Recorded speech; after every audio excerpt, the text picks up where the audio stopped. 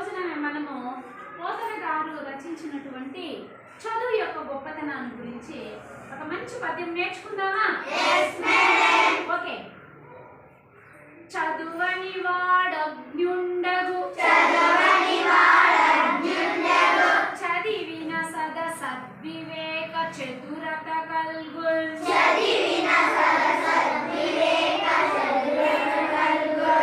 చదువగవలయును జనులకు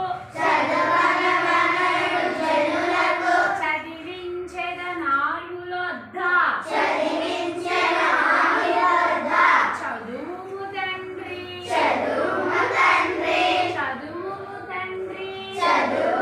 అంటే ఏమి ఈ పద్యం యొక్క భావం ఏమంటే ఎవరైతే చదువుకోరో వాళ్ళు అజ్ఞానులుగా ఉంటారు, చదువుకున్న వాళ్ళు